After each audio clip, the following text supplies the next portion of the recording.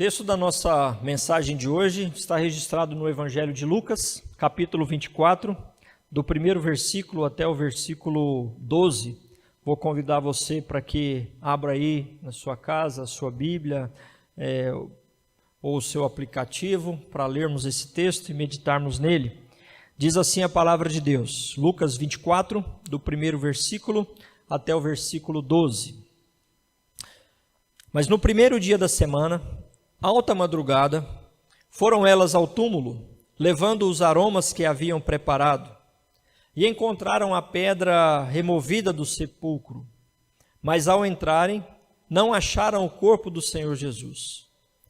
Aconteceu que, perplexas a esse respeito, apareceram-lhe dois varões com vestes resplandecentes. Estando elas possuídas de temor, baixando os olhos para o chão, eles lhes falaram: por que buscais entre os mortos ao que vive? Ele não está aqui, mas ressuscitou. Lembrai-vos de como vos preveniu, estando ainda na Galiléia, quando disse: importa que o Filho do Homem seja entregue nas mãos de pecadores, e seja crucificado, e ressuscite no terceiro dia.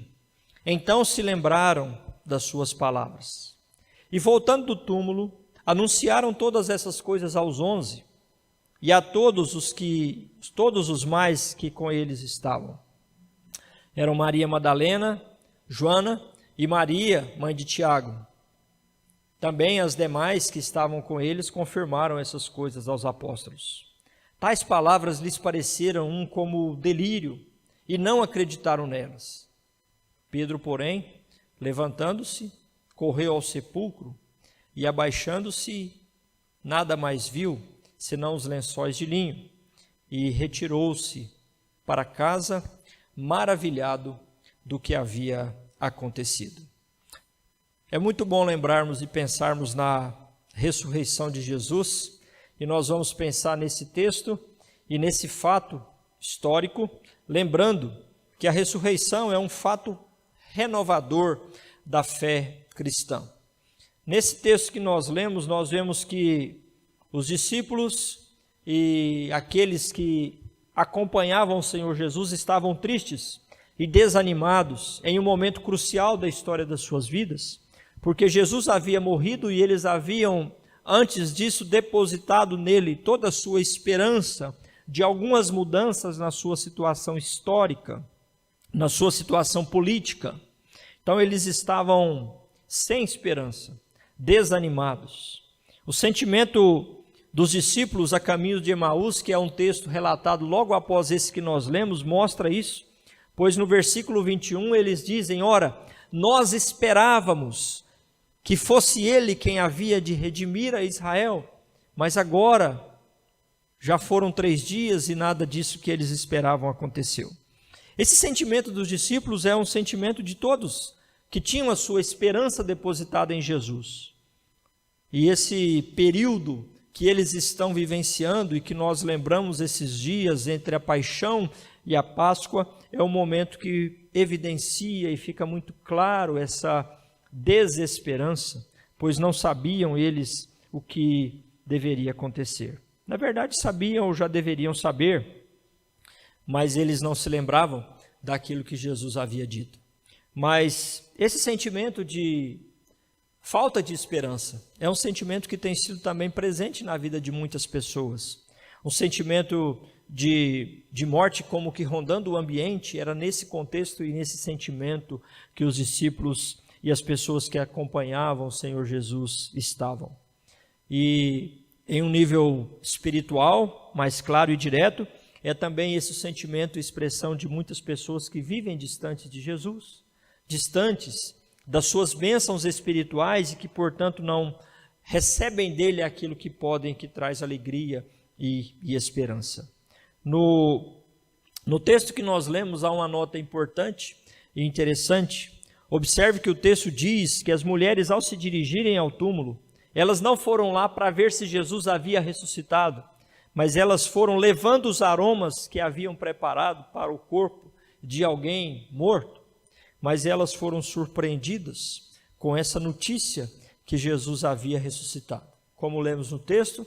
2 varões aparecem a elas com vestes resplandecentes e fazem uma pergunta renovadora da esperança, porque eles dizem: por que buscais entre os mortos ao que vive? E ouvindo essa palavra, ouvindo essa expressão, há a consciência de que Jesus não estava ali morto, mas estava então vivo. Então elas tiveram uma boa surpresa pelo fato de Jesus não estar lá, por encontrarem aqueles varões com vestes resplandecentes, por terem ouvido aquela expressão que ouviram, e isso trouxe essa renovação à vida e o coração das mulheres no primeiro momento. Por isso, a ressurreição é um evento renovador da vida cristã. E eu quero lembrar isso, trazendo à luz do texto, que a ressurreição é um fato renovador porque proporciona a renovação da confiança nas Escrituras Sagradas. Observe que os versículos 6 a 8, depois que é dito pelos varões, ele não está aqui, mas ressuscitou, eles fazem menção àquilo que havia sido dito por Jesus, das palavras proferidas por Jesus, e eles dizem: lembrai-vos de como vos preveniu, estando ainda na Galiléia, quando proferiu as suas palavras. E então Jesus diz, os homens dizem aquilo que Jesus havia dito, e o versículo 8 diz: então se lembraram das suas palavras. Jesus havia dito 3 vezes, pelo menos os evangelhos registram, que ele morreria e ressuscitaria. Há um texto em que ele diz: é necessário que o Filho do Homem sofra muitas coisas, seja rejeitado pelos anciãos, pelos principais sacerdotes e pelos escribas, seja morto e no terceiro dia ressuscite, como está registrado em Lucas capítulo 9, versículo 22. Em outro momento, Jesus diz aos seus discípulos: fixai nos vossos ouvidos as seguintes palavras: o Filho do Homem está para ser entregue nas mãos dos homens.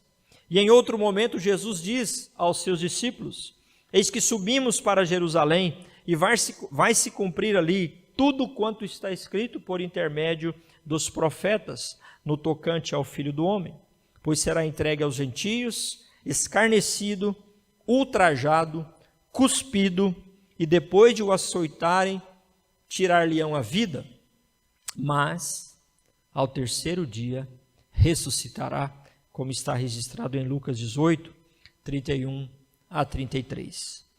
Mas tanto o texto de Lucas 9, 44 e Lucas 18, 31 a 33, os 2 últimos que mencionei agora, trazem uma nota logo depois de serem registrados, porque dizem que o sentido das palavras estava encoberto aos discípulos, por isso eles não entendiam. Eles ouviam somente até a morte e não ouviam mais aquilo que Jesus falava quanto à ressurreição.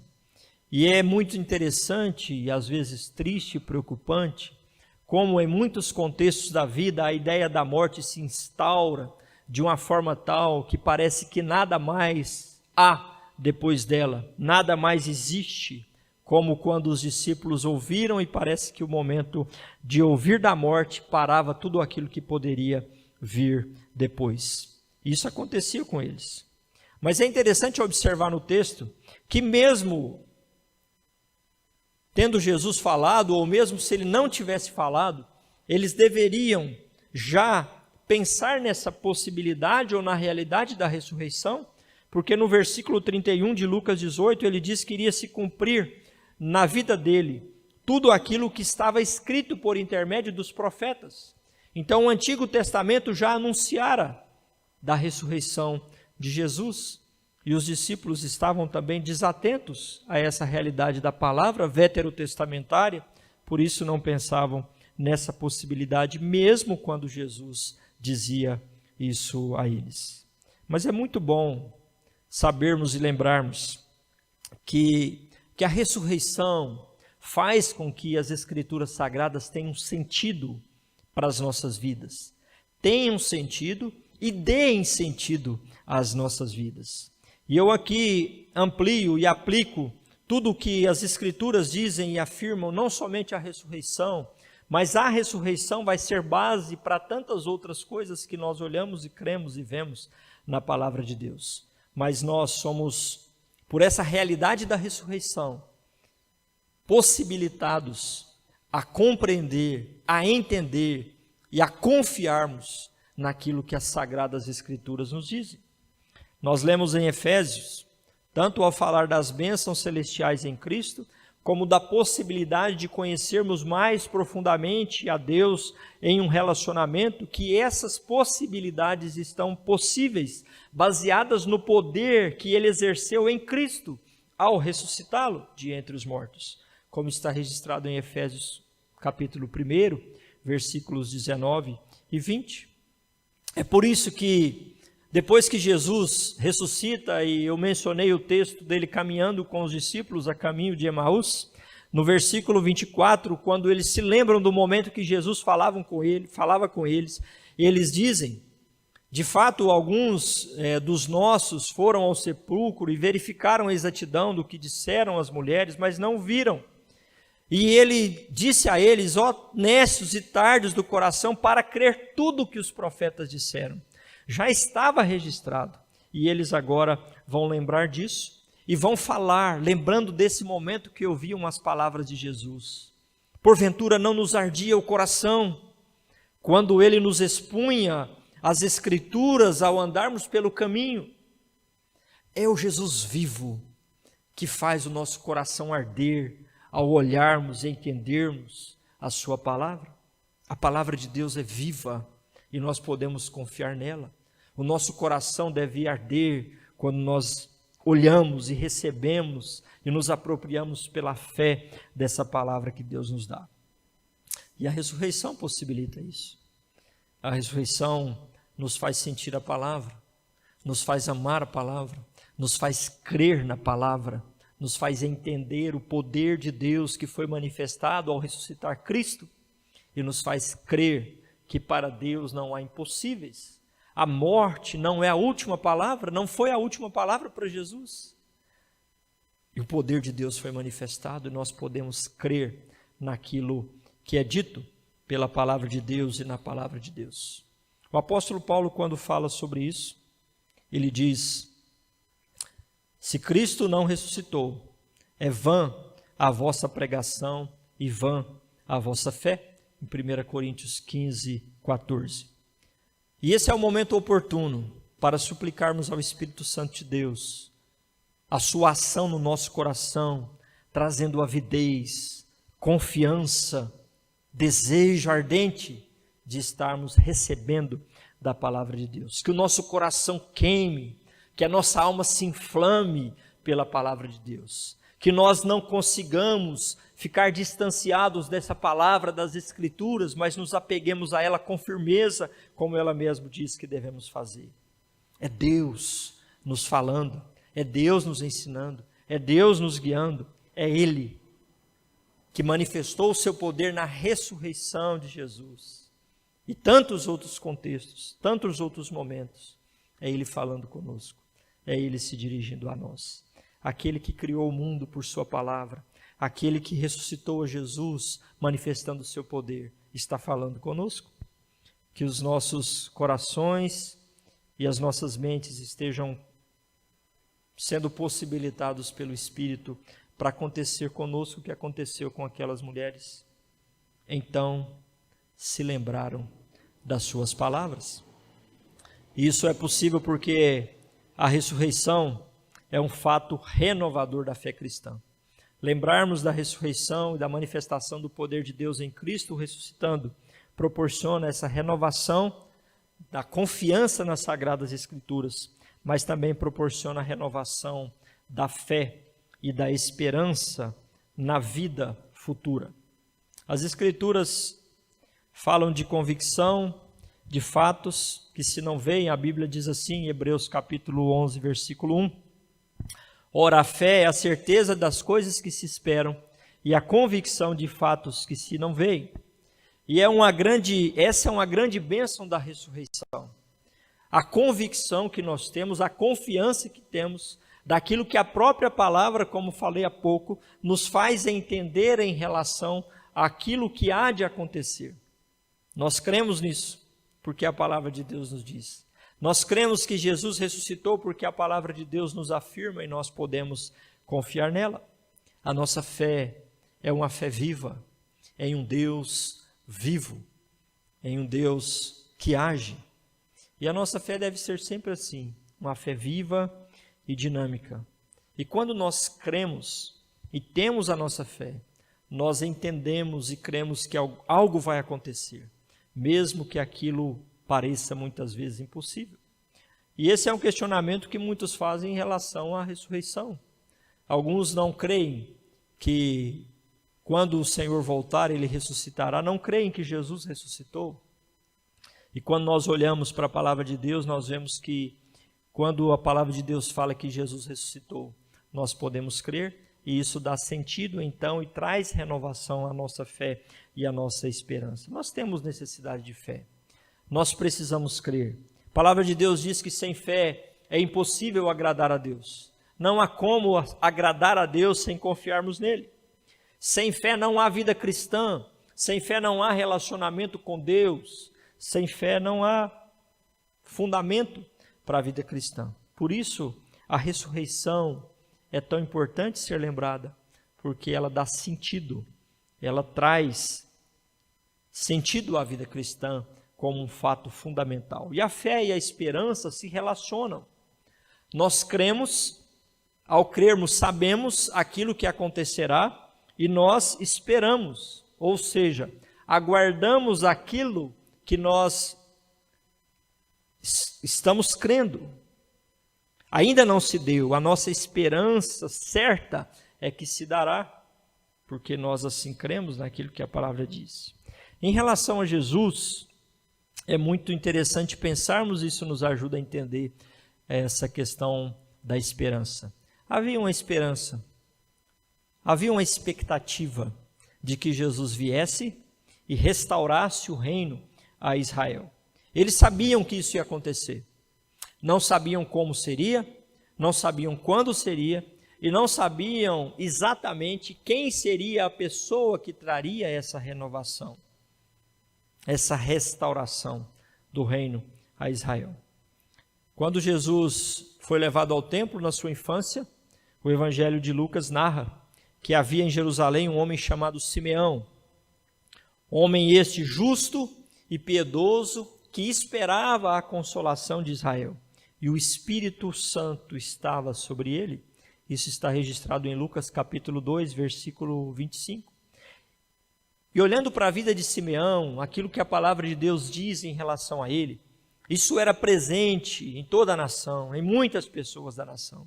Essa expectativa, a esperança que viria alguém para restaurar o reino a Israel. E essas expectativas foram depositadas em Jesus. E quando nós chegamos agora no final do Evangelho onde lemos, Jesus havia morrido. E o que se faz então com a esperança? É por isso que os discípulos a caminho de Emaús, no versículo 21, Lucas 24, 21, dizem: ora, nós esperávamos que fosse ele quem havia de redimir a Israel. Ou seja, nós não estamos mais esperando porque ele morreu. E a esperança é importante para a vida cristã. Não há vida cristã sem esperança em relação àquilo que nós cremos. Vale lembrar o texto que temos lembrado por esses dias, que diz: quero trazer à memória o que me pode dar esperança. As misericórdias do Senhor são a causa de não sermos consumidos, porque as suas misericórdias não têm fim, elas se renovam a cada manhã. Grande é a tua fidelidade. É o que diz o texto de Lamentações, capítulo 3, versículos 21 em diante. E quando nós olhamos para esse texto, ele fala de esperança e ele fala da fidelidade de Deus. E nós podemos entender muito claramente que a ressurreição é a manifestação da fidelidade de Deus Pai para com o Deus Filho, trazendo-o de entre os mortos. Porque Jesus, quando estava na cruz, isso foi lembrado recentemente, quando nós lembramos os eventos da paixão e lembramos das palavras que foram ditas na cruz, Uma delas é que Jesus na cruz, nos momentos finais, ele diz: Pai, nas tuas mãos entrego o meu espírito. E tendo dito isso, expirou, diz a palavra de Deus. O Evangelho de Lucas, capítulo 23, versículo 46, traz essa expressão de Jesus. E ele então estava entregue ao Pai. E o Pai, como Deus fiel que é, trouxe de volta a vida a Jesus. Jesus está vivo. A esperança de redenção de Israel. Não como era esperado, de uma forma política, mas isso é trazido de volta aos corações dos seus discípulos e daqueles que creem nele. Para nós, por conta da ressurreição, há esperança de vida após essa vida. É a ressurreição que nos dá a garantia de que, mesmo morrendo, nós seremos ressuscitados. A palavra de Deus faz essa afirmação. Deus vai manifestar também para conosco o seu poder, trazendo de volta o nosso físico, quando vier buscar o seu povo, quando voltar na sua segunda vinda. É momento oportuno para suplicarmos a Deus que o Espírito Santo traga compreensão da esperança ao nosso coração. A esperança de Israel quanto a Cristo como Rei era uma esperança desvirtuada, no sentido em que eles esperavam a renovação ou a restauração do reino a Israel. Eles esperavam um Messias político, um rei político, um rei militar. Essa era a esperança que os discípulos estavam falando a caminho de Emaús e agora não mais esperavam porque Jesus havia morrido. Eles disseram: ora, nós esperávamos que fosse ele que havia de redimir a Israel, mas depois de tudo isso é já o terceiro dia desde que tais coisas sucederam. Então eles já não estavam mais esperando essa redenção de Israel por conta da morte de Jesus. E os irmãos reunidos quando Jesus subiu ao céu também falam sobre isso, pois eles fazem a pergunta a Jesus, como está registrada em Atos: Senhor, será este o tempo em que restaures o reino a Israel? No momento em que Jesus fala que vai subir aos céus e vai retornar um dia, eles vêm com esse questionamento. Vai ser esse o momento então que o Senhor vai cumprir aquilo que nós estamos esperando? E Jesus diz a ele que não compete a eles compreender tempos ou épocas que o Pai reservou para a sua exclusiva autoridade. Mas observem, mesmo depois da ressurreição de Jesus, eles continuam com essa expectativa, com essa esperança de alguém manifestar o seu poder, de que Jesus manifestasse o seu poder e o povo tivesse novamente um reinado como nos dias de Davi. E nesses dias que nós estamos vivendo, de dias difíceis, dias de pandemia, eu tenho observado que muitas pessoas têm sido despertadas para buscar a Deus, para clamar mais ao Senhor, para suplicar mais a Deus. E eu tenho refletido e pensado: por quê? O que está no fundamento dessa busca? E eu creio que muitos querem tão somente o livramento de Deus. Buscam a Deus porque sabem que Deus tem poder, que Deus pode livrar, que Deus pode fazer com que não seja contaminado pelo vírus. E se for contaminado, que Ele pode dar a restauração da saúde física. Sim, Deus tem poder para isso.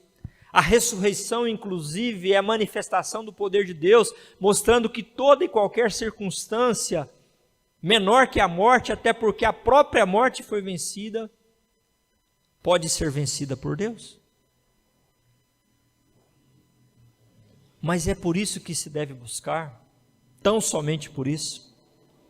Quando a base é tão somente essa, há uma razão egoísta, há uma razão pessoal, há uma razão para se obter um benefício apenas.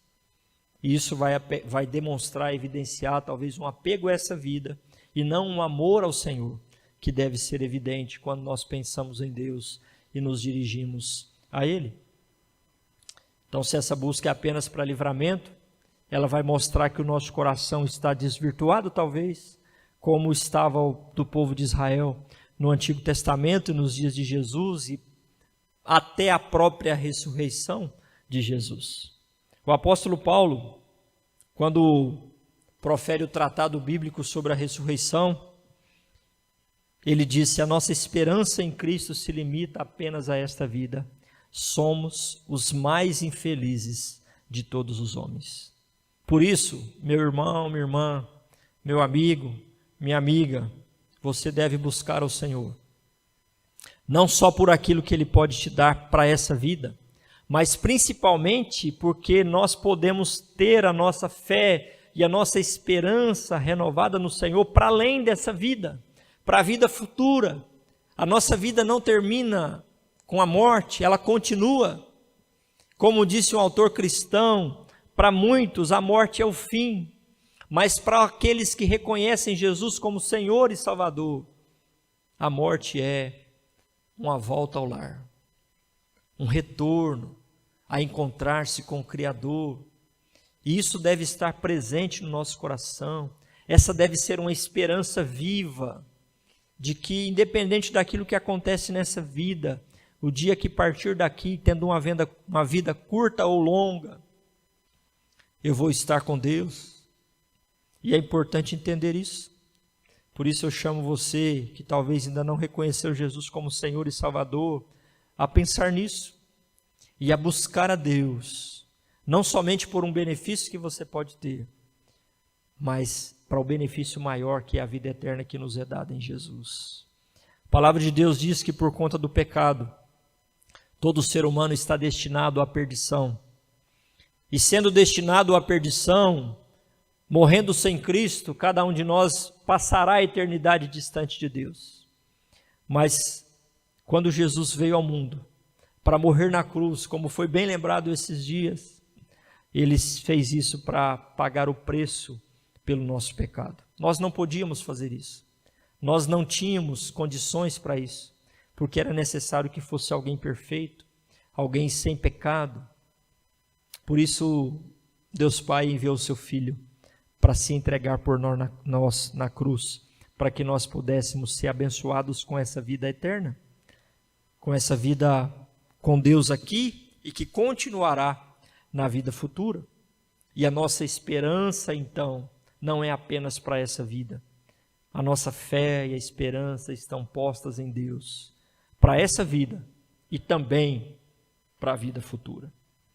Quando nós pensamos na ressurreição, esse é um fato crucial para a vida cristã.